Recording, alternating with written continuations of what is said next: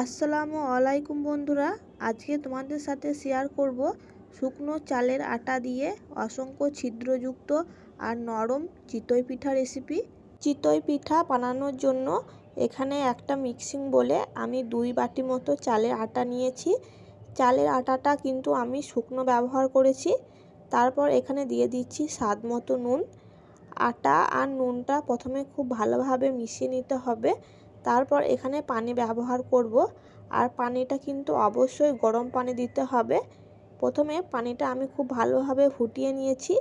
তারপর একটা চামচের সাহায্যে 3 থেকে 4 বার পানিটা এরকমভাবে নাড়িয়ে নিচ্ছি। পানিটা যত গরম দেওয়া যাবে পিঠাগুলো কিন্তু তত বেশি নরম হবে। যেহেতু এখন খুব বেশি ঠান্ডা পড়েছে, তাই পানিটা কিন্তু গরম দেওয়ারই চেষ্টা করবে। যে বাটি মেপে আমি আটাটা নিয়েছি সেই বাটি মেপেই প্রথমে 1 বাটি পানি নিয়েছি। 1 বাটি পানিটা কিন্তু আমি সব ঢেলে দিইনি, অল্প অল্প করে ঢেলে দিচ্ছি আর একটা ভালোভাবে ব্যাটার তৈরি করে নিচ্ছি। 1 বাটি দেওয়া হয়ে গেলে আমি আর 1 বাটি পানি নিয়েছি, সেই পানিটাও কিন্তু অল্প অল্প করে দিয়ে একটা স্মুথ ব্যাটার তৈরি করে নিয়েছি। পানিটা কিন্তু একবারে ঢেলে দিলে ব্যাটারটা দলা পাকিয়ে যাবে। তো খুব ভালোভাবে পানিটার সাথে আটাটা মিশিয়ে নিতে হবে। আর আমি একটা চামচের সাহায্যে তোমাদের ঘনত্বটা দেখিয়ে দিচ্ছি। খুব বেশি পুরুও হবে না, আবার খুব বেশি পাতলাও হবে না। আশা করি তোমরা দেখে বুঝতে পারছো।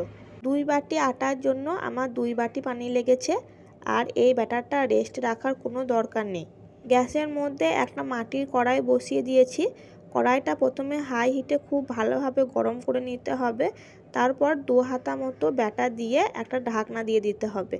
4 থেকে 5 মিনিট পর যখন চারিদিক থেকে বাষ্প উঠে আসবে তখন ঢাকনাটা খুলে নিতে হবে।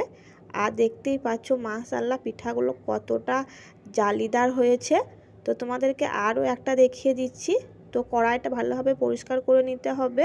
তারপর আবারও কিছুটা ব্যাটার কড়াইতে দিয়ে দিতে হবে আর ঢাকনা দিয়ে দিতে হবে।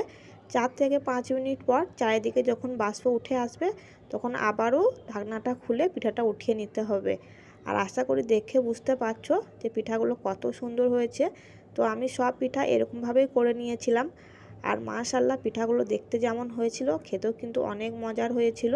আর বন্ধুরা, আমার এই ভিডিওটা তোমাদের যদি কোথাও কারো একটু ভালো লেগে থাকে তো অবশ্যই আমার এই ছোট্ট চ্যানেলটাকে সাবস্ক্রাইব করে দিও।